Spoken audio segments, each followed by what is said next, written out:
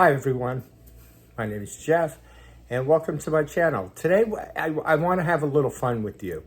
And basically, as the title says, how do you navigate Walmart? For me, when I navigate Walmart, I go either in the early or late evenings when there's less people there. The particular Walmart I live by is very busy all the time. So what I do is, unfortunately, a lot of times I'm there when it's busy. I either get up too late or it's too late in the afternoon or evening for me to get there. However, one thing I notice when I navigate Walmart is, I try to navigate it in a way where, as if I'm driving. So if I'm coming out of an aisle, I kind of stop, kind of look both ways, make sure nobody's going up that main strip, so to speak, the main road. And what I do is I then proceed. The one thing I notice, though, is not everybody follows that same rule. And there have been many of times where I will be heading towards somebody and somebody's heading towards me, and at the very last second I'll move out of their way. So one time I said, I'm going to try an experiment here. The experiment was that I was going to see how many people will ram into me if I don't move. If I took on the same attitude that they had, I would try the same thing. So what I did was I decided that I wasn't going to move for anybody.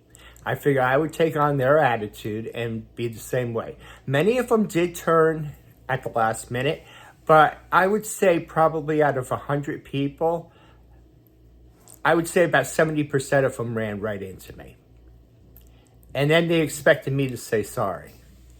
First off, the way I see it is they're on the wrong side of the aisle to begin with. And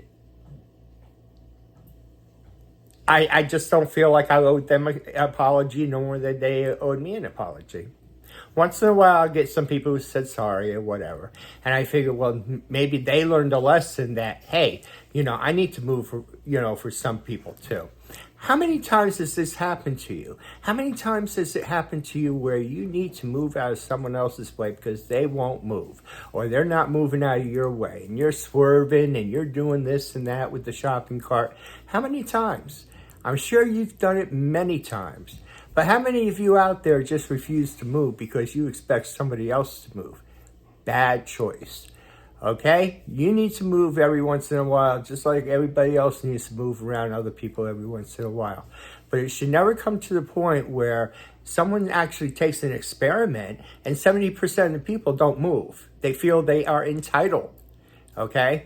So if you're one of those people who feel you're entitled, get a new attitude, okay? One, you'll be less aggravated, and two, it'll make everybody else's life a little bit easier as well. So anyway, I need to hear what you feel and how you feel about this particular subject. Do you have to swerve and move around tons and tons of people? If you do, try this experiment. Just kind of like look up at the sky and just keep moving forward like you didn't see them, just like they pretend they don't see you. Okay? And see how many people you run into. Okay?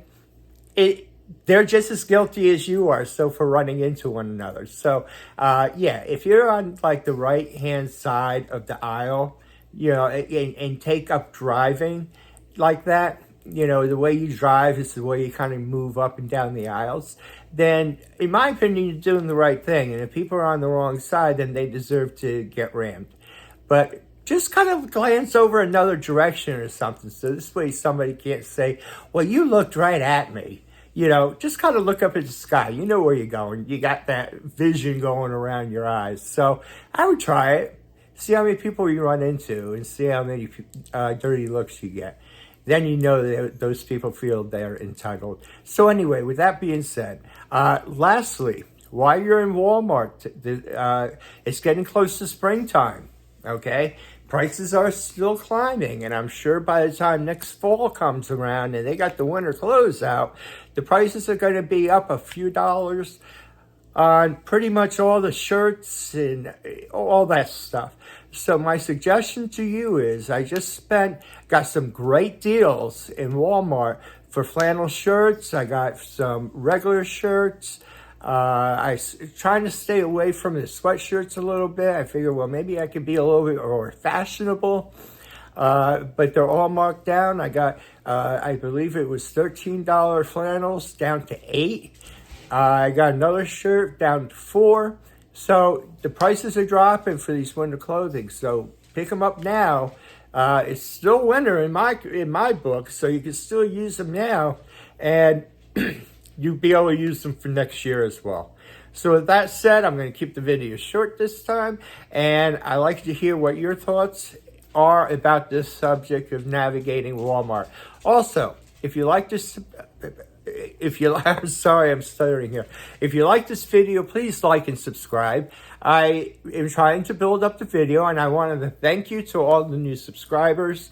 I appreciate it. You don't know how much I appreciate it. It's something that I'm trying. This is something new. Would I like to be like the big guys? Of course, I think that's a dream of mine, but nevertheless, I do have some followers out there, and I'm really grateful, and thank you for liking the videos as well. So if you like what you see and you're interested in more video and content, please like and subscribe, and I will talk to you soon. Take care now. Bye.